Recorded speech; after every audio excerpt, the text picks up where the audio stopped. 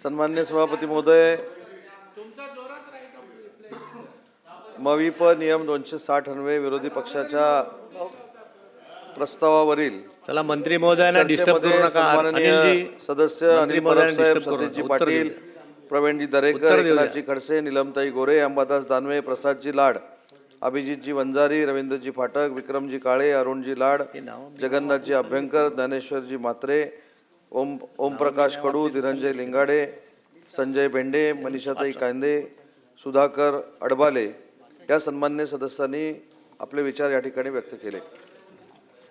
सन्मान्य सदस्य अनिल परब साहेबांनी बृहन्मुंबई महानगरपालिकेच्या नालेसफाईच्या बाबतीमध्ये देखील आपले या ठिकाणी विचार मांडले आणि काही शंका देखील उपस्थित केल्या. आणि एक महत्त्वाची गोष्ट त्यांनी अशी सांगितली की नालेसफाई देखील 100% पेक्षा जास्त का झालेली आहे याचा खुलासा देखील महानगरपालिकेने किंवा स्थायी समितीने करावा अशा पद्धतीची मागणी त्यांच्या भाषणात त्यांनी केलेली होती. 10 जून 2026 पर्यंत पावसाळ्यापूर्वी जो गाळ काढण्यात आला तो मोठ्या नाल्यातून 112.60% गाळ काढण्यात आला, छोट्या नाल्यातून 115.48% गाळ काढण्यात आला आणि मिठी नदीतून 83.84% गाळ काढण्यात आला. बरं, ही आकडेवारी ह्याच वर्षी दिलेली आहे का? तर अशा पद्धतीनं 100% क्रॉस होऊन गाळ काढण्याची पद्धत ही पूर्वीपासूनच चालत आलेली आहे आणि तो 112%, 115%, 130% का दिसतो? तर 100% गाळ काढल्यानंतर सुद्धा पुन्हा जो कचरा त्या ठिकाणी टाकला जातो, काम केल्यानंतर अतिरिक्त गाळ जो टाकला जातो तो काढल्यामुळं याची आकडेवारी 100% पेक्षा जास्त आपल्याला दिसते. आणि आता ही नालेसफाई करण्यासाठी AIचं प्रगत तंत्रज्ञान देखील अतिशय चांगल्या पद्धतीनं आधुनिक पद्धतीनं महानगरपालिकेमध्ये विकसित करण्याचा निर्णय महानगरपालिकेने घेतला आहे आणि त्या AI तंत्रज्ञानाचा उपयोग देखील आपल्याला नालेसफाईसाठी होतोय. सन्मान्य अनिल परब साहेबांनी अजून एक महत्त्वाची गोष्ट या ठिकाणी व्यक्त केली होती की जे कॉन्ट्रॅक्टर लोक आहेत ते कॉन्ट्रॅक्टर लोक त्यांना वाटतात तसा गाळ काढतात, त्याची इस्टिमेट तयार केले जातात आणि त्याचे पैसे अदा केले जातात.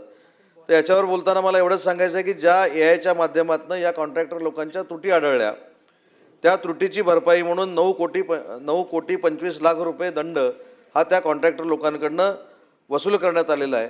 मुंबई महानगरपालिकेमध्ये सखल ठिकाणी जे पाणी साचतं त्यासाठी 6 मोठी पंपिंग स्टेशन, 10 छोटे पंपिंग स्टेशन आणि या व्यतिरिक्त शहराच्या सखल भागामध्ये जे पाणी साचतं त्याच्यासाठी 547 ठिकाणी पंप लावण्यात आलेले आहेत.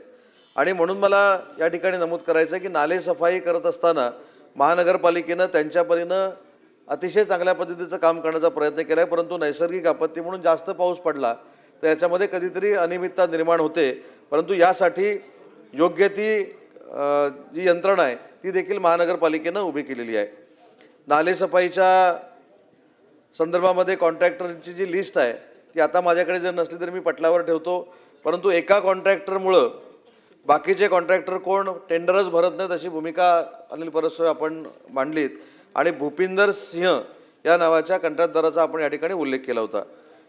जी चौकशी केली, जे प्रायमा फेसी आपल्याला दिसलं त्याच्यामध्ये कुठेही भूपेंद्र सिंहनं दुसऱ्या कुठच्या कॉन्ट्रॅक्टरला रोखलंय अशा पद्धतीचे चित्र नाही. परंतु अनेक कॉन्ट्रॅक्टर या नालेसफाईचं काम करतात आणि त्याची यादी देखील आपल्याकडे मी सादर करणार आहे.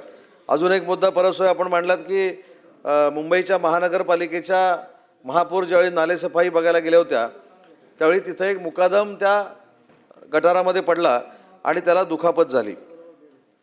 तर ती दुखापत जी झाली ती कशामुळे झाली तर ती मनुष्य प्रवेशिका जी असते, मॅनहोल जो असतो त्याच्यावर जाळीच लावलेली नव्हती आणि त्याच्यामुळं तो तिथं पडला. परंतु याचं समर्थन मी करत नाही. हे कशामुळं काम अर्धवट राहिलं याची देखील चौकशी करण्याचे आदेश आम्ही दिलेले आहेत.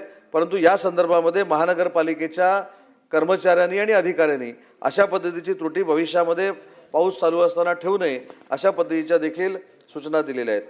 मगाशी मी जसं सांगितलं की पावसाळ्याच्या अगोदर 80% नालेसफाई करायची असते, पाऊस सुरू झाल्यानंतर त्या कालावधीमध्ये 10% सफाई करायची असते आणि पावसाळ्यानंतर 10% सफाई करायची असते. तर त्या पद्धतीनं सगळ्या कॉन्ट्रॅक्टर लोकांची नियुक्ती केलेली आहे आणि त्या पद्धतीनं काम सुरू आहे.